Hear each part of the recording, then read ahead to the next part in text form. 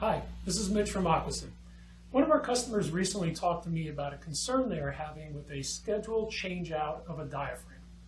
Our half-inch manual valve, like this one here, is installed in a difficult to reach location where one of those big bulky valves with the awkward top works and confusing handle system, it just won't fit. Anyway, their concern is while removing the body in order to change out the diaphragm, that a lock washer might fall into a spot that's difficult to retrieve, causing increased maintenance time and a fair amount of frustration. Our customer gave me a suggestion which I shared with our engineers, and together we came up with a pretty simple solution. A retaining washer that holds a lock washer in place, just like this here. Now, we're able to make this an option for our diaphragm valves.